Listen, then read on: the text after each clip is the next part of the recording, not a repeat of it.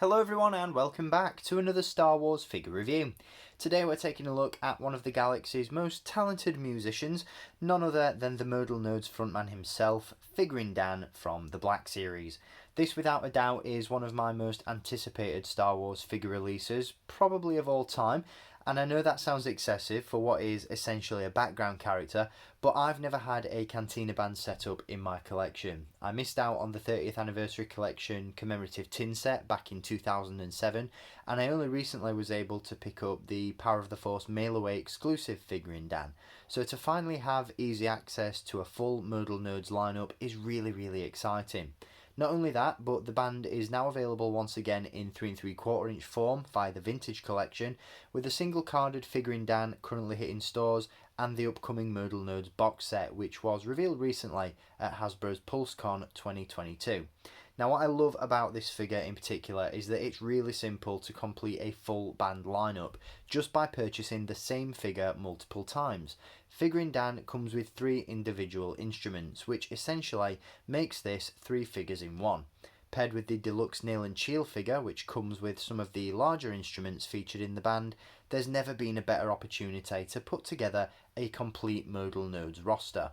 Now, off the top of my head, I'm not certain how many figures you'd need to buy and which instruments they need to be displayed with in order to complete a screen-accurate Cantina band. So do yourself a favour and check out my good friend and fellow YouTuber Daniel East 1000's review on both Figrin D'an and Nail and Shield, as he's put together a really comprehensive video detailing all the various band configurations. He's essentially done all of the research so that we don't have to.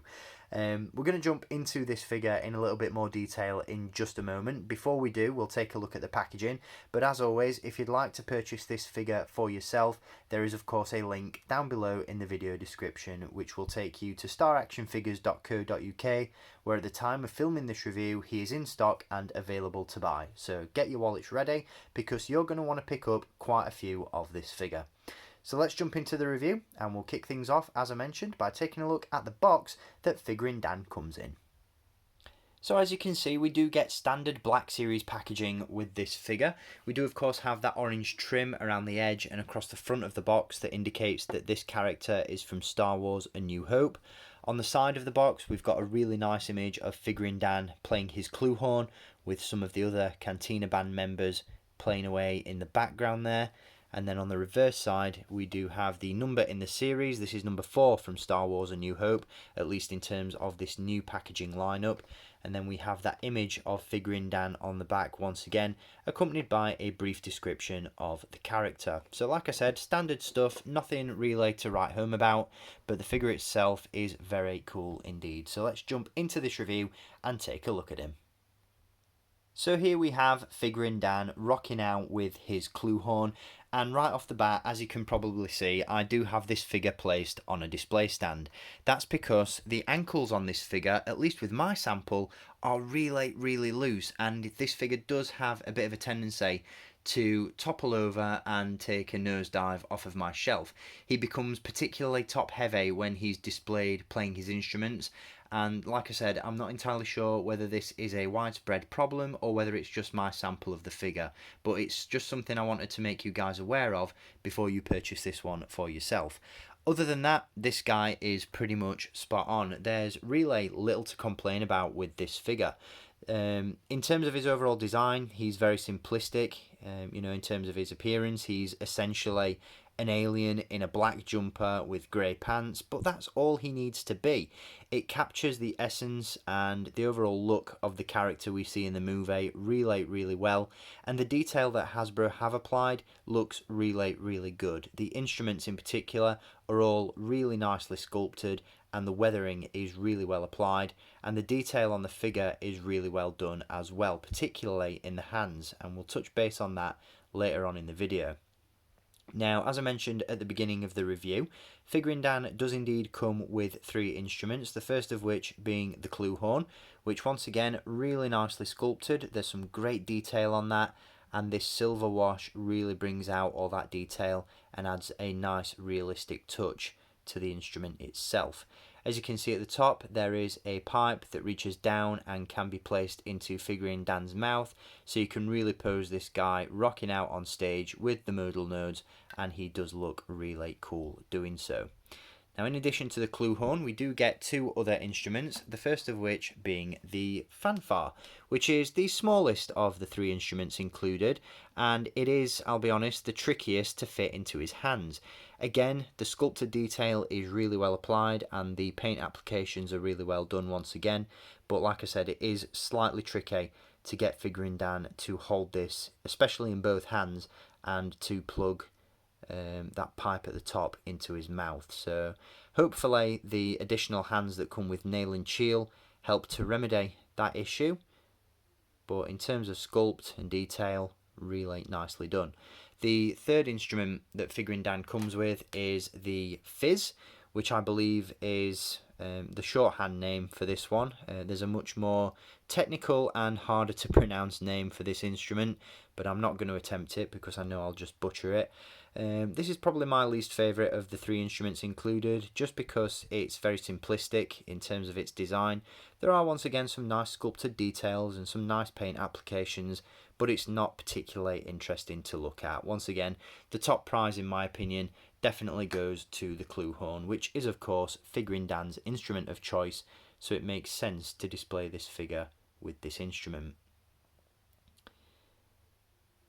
But really cool overall. One other thing that I do have a slight issue with, and this is really just me being picky, it's not a detriment to the figure by any means, but the head sculpt, while really nice and like I said captures the look and likeness of the character really well, there is sort of a softer touch to the detail. And as a point of reference, I'm just taking a look at my 12-inch collector series Figrin D'an that was released by Kenner back in the 90s, and around the base of the skull there's a lot more detail going on in terms of veins and wrinkles, and that's not really prominent and featured on this figure, so that would have been nice to see, but like I said, it's not a major issue. The eyes on the figure also seem a little bit too small for my liking, but again, that's really me being incredibly picky. Like I said, the likeness is fantastic. The detail around the mouth is really good. We'll get a look at that in a little bit more detail in just a bit. And like I said, overall, this guy ticks all the boxes in terms of appearance. He looks absolutely fantastic. Now, in terms of articulation, this guy is pretty much packed to the brim. You know, he features all the articulation that you'd expect from a figure in the Black Series 6-inch line. And because he's so well articulated, he holds the instruments in both hands really well. We do have a ball joint in the base of the neck and in the bottom of the skull, so you know there's a really nice fluid range of movement going on there. Again, that really helps when posing the figure with his instruments.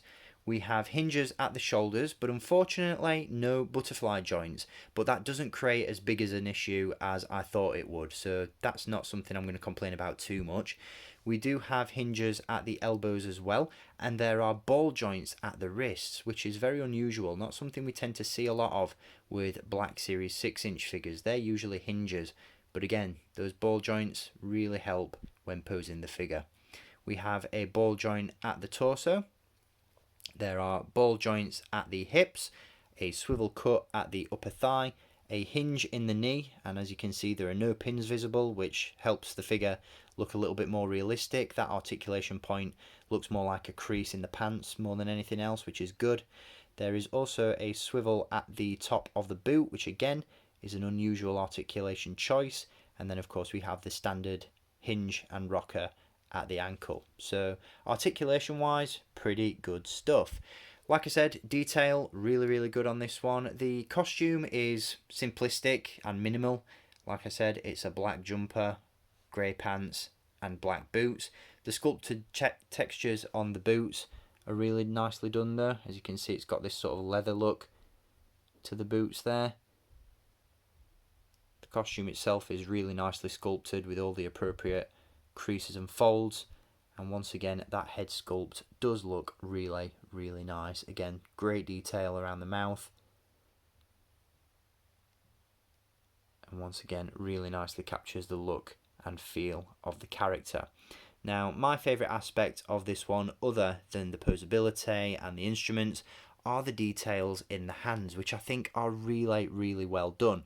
What I love about this is the fact that each finger protrudes from the other, and each hand has this really nice wash of paint, which really brings out some of those bony and veiny details. The fact that each of the fingers is sculpted in such a way that makes it look like he's playing an instrument really goes a long way to add life to this figure, and overall it looks absolutely superb. I'm really excited to pick up more of these for the collection. I can't wait to put together a somewhat smaller Cantina band. I don't think I'm going to go for the full Modal Nodes lineup.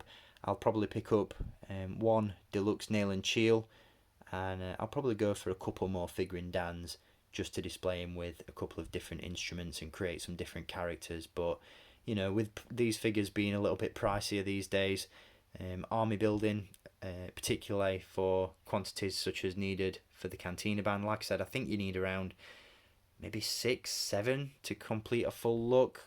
At 25 quid a pop, that's just not something I'm interested in doing unless these figures hit clearance at some point. But in terms of an actual figure, highly recommended. Great detail, like I said, great articulation, posability, shelf presence, everything about this one is really good, and in that sense I can't recommend him enough. So there we have it, guys. That is going to wrap up this review on Figrin D'an from the Black Series 6-inch line. Once again, a really nice figure, one that I'm thrilled to have in the collection, and one that I can't recommend enough. Do let me know in the comment section down below what your plans are in order to put together a Cantina band setup. Are you going for the full lineup? Are you going, you know, balls to the wall with with this figure and picking up as many as you can, or are you just going for a more minimal band lineup? Do let me know in the comments. Thrilled to see your setups, and be sure to share them on Instagram and all that sort of stuff. In the meantime, I'll be back with some more reviews very soon. I'd like to thank you once again for tuning into this one, and until my next review, as always, keep collecting and may the force be with you.